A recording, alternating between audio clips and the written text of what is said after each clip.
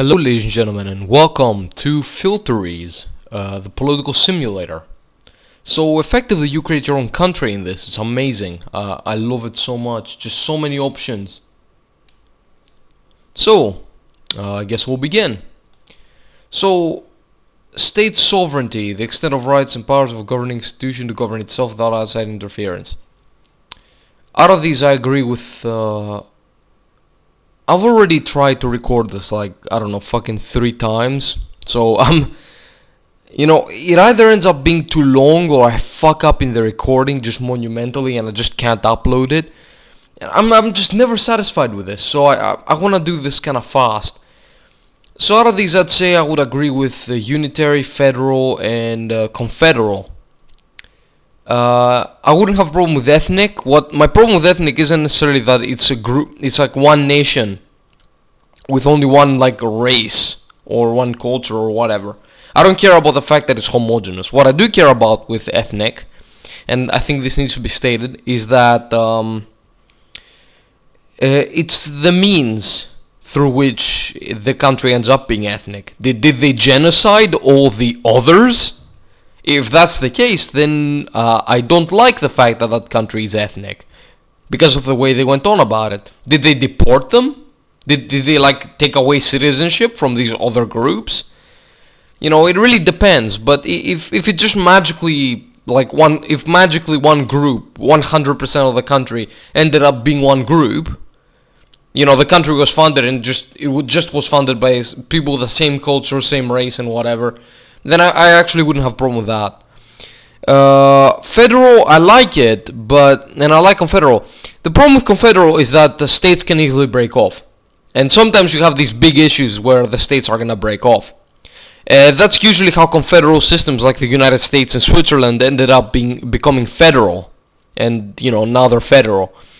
However, in my ideal country, they would be confederal. Even if it's not in an ideal world. If we're talking about like my ideal country in a realistic world, then yeah, it would be confederal. Class, I'd have to say political. I used to be a big fan of technocracy. I found out a lot of like technocratic rule throughout all kinds of countries, and I found out that no, actually, it's not that great. Militaristic and clerical, I oppose these heavily, but all of these are better than corporate. I mean, corporate is effectively you're gonna be ruled by slimy fucks with no principles. You know, with the technocracy, you know, they actually know the subject they're talking about. The people in charge, they know they know what they're doing. They know what they're doing to a degree. They're still susceptible to corruption, all kinds of problems, but they know what they're doing. With militaristic and clerical, you can actually hold them to account, especially clerical, because with clerical, you can go and you can show them their own fucking holy book, and you can argue using that. You can tell them, look, it says this, and that is wrong. All of these things are wrong, and you're doing all of these things. With with corporate, you can't do anything. They don't have any principles. They're a bunch of slimy fucks. They do what suits them. A lot of these people are sociopaths that end up in those positions, like sociopaths and psychopaths. You can't fucking reason with them in any way, shape or form. Preferably political, but corporate would be a fucking nightmare, just saying. Any system of mine would be constitutional. I support constitutions to keep governments in check. Out of these, well, I used to be a big fan of direct democracy, but frankly it leads to demagoguery. I recently found out while reading a lot of ancient Greek history, actually. As for the rest, I mean, two-party states and one-party states miss the whole point of political parties, which is for citizens to freely express their interests. If you have two parties, then citizens are forced to vote for the lesser of two evils. We see it in America, we see it in Britain, we see it everywhere. If you have one party, then, well, you know, people often just, have to vote for that one party, you know? They have to just vote for whatever they have to vote for. And if they don't, well, you know, there's a nice little police officer next to the ballot box that's ready to knock them over the head with the fucking gun, you know, with their fucking rifle. You know, not the best system in the world. It's very insidious in a way, because They tell you, oh, what? We don't have elections? No, we have elections like every 4 years. It's just that the ballot has one name on it. But no, we actually do have elections, folks. We are democratic republics. Yeah. Elective and hereditary monarchy. Elective and hereditary monarchy are effectively pieces of shit, unless there's also like a parliament and a constitution. Well, here there would be a constitution, but I don't know if there would be a parliament. And it's important. Multi-party republic would be my ideal government type. My foreign policy would be isolationist. Pacifism is a fucking pipe dream, never gonna happen. Neutral is okay, I guess. Interventionist, I oppose interventionism because it causes more harm than good. Even when it succeeds, like, you know, look at American intervention in Germany and Japan during and after World War II. And you will notice that while these countries turned out very successful economically, their people are very soft and weak, and that's not good. That's not good. And they're soft and weak because they don't have to defend themselves anymore. There is no fucking reason. They don't have to maintain any vigilance. They don't have to maintain any patriotism or any nationalism or anything like that. They don't have to have these like feelings of wanting to fight for the country. They don't need to. They don't need to fight for their country. You know, they have American troops on their soil, or they had. Now, not so much. And this is more about Japan than Germany, but, you know. Expansionist, no, I disagree with that on the grounds that it doesn't let people... It denies people the right of self-determination. So in my ideal country, in an ideal world, my ideal country would be 100% atheist, but I understand that that's not realistic. I do not think there will ever be like 100% atheism anywhere on the planet without it being like without it being forced at like the end of a gun. Then no, it's not gonna happen. So yeah, I mean, it's gonna have to be secular. It can't be in favor of any of these. So as for speech, violence, restriction for acts or production of media that promote unlawful behavior or violence. Yes, free speech should be restricted for that. Defamation, restriction for false statements. I can't even fucking speak. Restriction for false statements that can harm the reputation of an individual or business. Yes, I agree. Reputations are important. Obscenity, restriction for acts or production of media that strongly offend the prevalent morality. Fuck your prevalent morality. There shouldn't be restrictions on that. Ethnic groups, restriction for acts or productions of media that strongly offend ethnic or minority groups. Fuck your ethnic or minority groups. We shouldn't be restricting speech for that. Blasphemy, restrictions for acts or production of media that strongly offend a religion. Fuck your religion.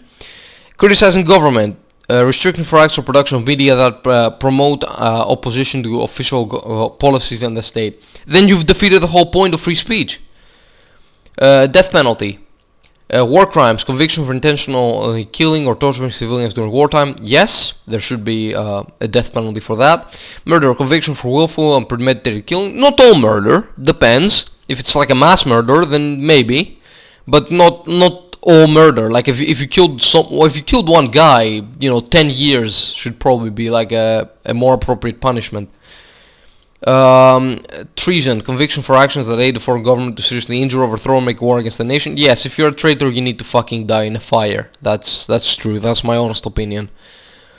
Allowed for students, high-skilled workers, asylees, and refugees. These should be the groups allowed, and there shouldn't be an annual immigration limit. Frankly, we shouldn't be accepting everybody. We shouldn't be accepting 1% of as a percentage of the population. We should be just taking in as many as we fucking like, whenever we fucking feel like it.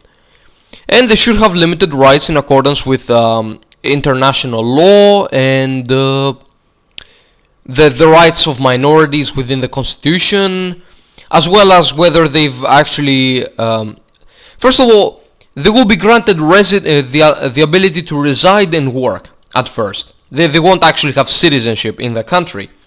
They will gain citizenship after 10 years of residing and working, because that's the only fair system. You know, you need to make sure they're loyal. Chronic euthanasia should be allowed for chronic pain diseases. Homosexuals should be allowed to marry. Transsexuals should be allowed to marry. Escorts should be legal. Street prostitution should be legal. Brothels should be legal. Women should have equal rights, and they should have paid maternity and equal wage regulation. Abortion should be allowed for mothering danger, birth defects, and rape, but not socioeconomic factors, because frankly, if you just say, well, I'm poor, I'm just gonna abort this kid, you're not giving the kid the opportunity to rise to the top, now are you?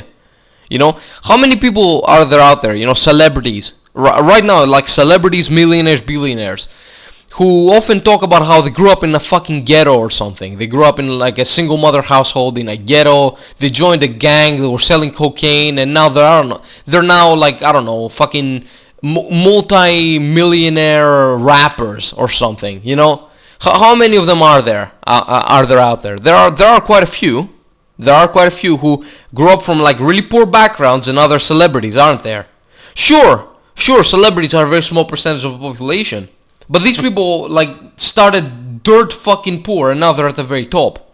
So why would I not give these children the same chance by not allowing these children's mother, by not allowing her to abort them before they can even fucking change their life, you know? Casinos should require licenses, that's true. Alcohol and tobacco should be legal, cannabis should be legal, but other drugs should just be decriminalized. Handguns should require a background check. Shotguns should require a background check. Rifles should require a background check. Alright. So, secondary and higher education should be publicly and privately funded. Water and land pollution should be regulated. Funding should go to waste management, public parks, nature conservation, and nuclear energy. I'm willing to leave agriculture to the private market and to the private sector. I don't really give a fuck. But natural resources should belong to the government. I don't think the government has to go through some capitalist fat cat to have fucking water, oil, and whatever else might rest on its soil. So minimum wage should be adjusted with inflation, but should only apply to corporations because small businesses, frankly, can't shoulder all the economic burdens that big businesses can. And we need to encourage small businesses. We can't just leave them hanging. Imports and exports, there should be quotas for them. Tariffs for imports should be anywhere between 35 to 85. On the other hand, tariffs for exports should only be applied in some cases and should be a minimum of 5 and a maximum of 30. Let's do that. 30. There we go. So, what else? Income tax should not be taxed. It should not be touched. It should be between 0 and 50%. Consumption tax, on the other hand, should be... I know it's kind of a bitch, but it should be somewhere between like 20 and 60%. Yeah, there we go. Corporate tax should be, corporations should be taxed like hell, frankly. So 30% to 70%. Capital gains should also be taxed like hell, more than corporations, frankly. We've got a maximum of 80% and a minimum of 30. Again. Then we have like a military funding should be up to like 20%. Science funding should be like 18, and then we should go with like funding here at like 55%. I'm just doing what I fucking like. I don't even really know what to do else. Yeah, I'm just kind of changing the sliders. Yes, so we've got like 55%. Social Security should have a guaranteed minimum income. Pension should have a guaranteed minimum income. Central bank, I want to leave it privately owned, and its function should just be discount window and quantitative easing rather than currency intervention. Reserve requirements should be at 60%, and I think that's everything. I don't see what else is there. So yeah, we've got like a budget size of 62.9. We've got welfare being the biggest spending at 45%. Military being second biggest at 16. science being third biggest at 15, education being fourth biggest at 14, environment being fifth biggest at 9, and agriculture being sixth biggest last, effectively, at 1%. So yeah, we've got that going. So my state is a confederal multi-party republic, my society is secular progressive nationalism, and my system is protectionist social liberalism. All being things I agree with. I am center-left, center-statist, center-modernist, and center-collectivist. Now I disagree with that last one, but I agree with the rest. I don't think I'm center-collectivist, I think I'm an individualist. But yeah, I like this option more. Seems very nice. We can see them in all the options. So there's this one, there's this one, there's this one. I like this one personally. Yeah, puts me at here. I would argue I'm somewhere here actually, but whatever, that's just a small difference. Anyway, that's all folks.